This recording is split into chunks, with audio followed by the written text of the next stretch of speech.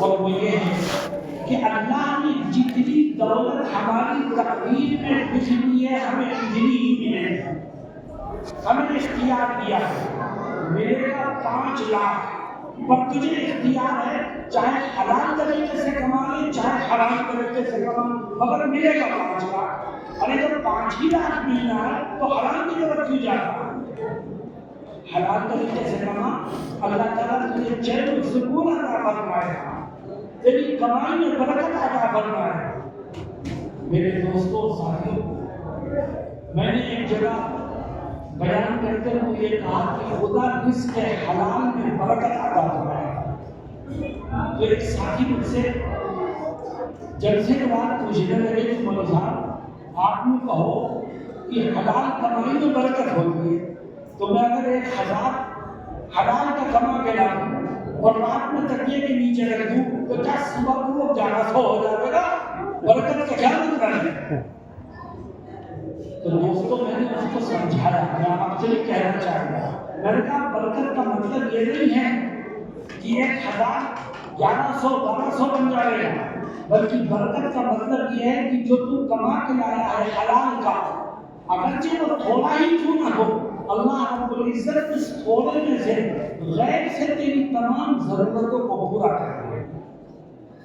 رزق حلال میں برکت ہوگی، تھوڑا ہوگا تب بھی غیر سے تیری ضرورتیں پوری ہوگی۔ خدا رزق حلال کی برکت سے تجھے بیماریوں سے بچائے گا، تجھے چوروں سے بچائے گا، تجھے کچہری اور کورٹ کے چکروں سے بچائے گا۔ اللہ اس تھوڑے سے پیسے سے غیر سے تیری تمام ضرورتوں کو پورا کرے گا۔ اور اگر تو حرام کمائے گا تو یاد رکھ، جب حرام کی دولت گھر میں آتی ہے تو گھر کا چین و سکون باہر چلا جاتا ہے۔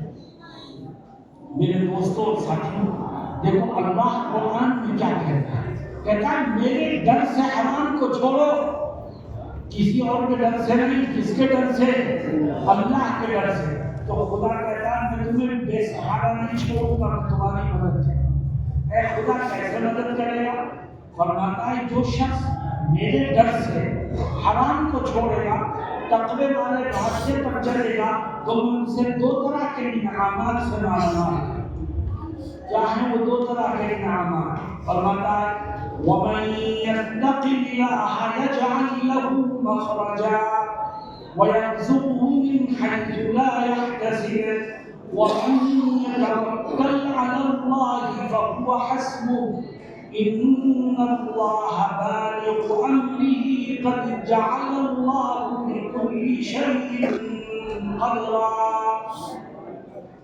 اللہ کیا کہتا ہے؟ کہتا ہے وہ شخص جو میرے ڈر سے حرام کو چھوڑے گا اور تقوی والے راستے پر چلے گا، تو میں اس کو 2 طرح کے انعامات سے مالامال کروں گا۔ پہلا انعام یہ کہ جب یہ شخص کسی مصیبت میں پھنسے گا، کسی پریشانی میں پھنسے گا، تو خدا کہتا ہے میں غیر سے اس کے لیے پریشانی سے نکلنے کے راستے کو بنا دوں۔ اگر اللہ تیری مدد کرے تو بتا تجھے کوئی نقصان پہنچا سکتا ہے؟ اگر اللہ تیری مدد کرے تو یاد رکھ کوئی نقصان پہنچانے والا تیرا بال بھی کا نہیں کر سکے۔ وَمَن يَتَّقِ اللَّهَ يَجْعَل لَّهُ مَخْرَجًا۔ اور دوسرا انعام اللہ فرماتا ہے جو میرے خوف سے حرام کو چھوڑے گا اور تقوی والے راستے پر چلے گا، تو میں دوسرا انعام یہ دوں گا اسے کہ اس کو رزق حلال ان راستوں سے عطا کروں گا کہ جن کا خیال بھی اس کے ذہن میں نہیں آیا۔ دینے والی ذات کس کی ہے؟ اللہ کی۔ وہ کہتا میں دوں گا تجھے، تو حرام کو چھوڑ، کیوں لالچ میں پڑتا؟ میرے دوستوں ایک طرف خدا کے یہ وعدے ہیں اور دوسری طرف امت کا حال ہے۔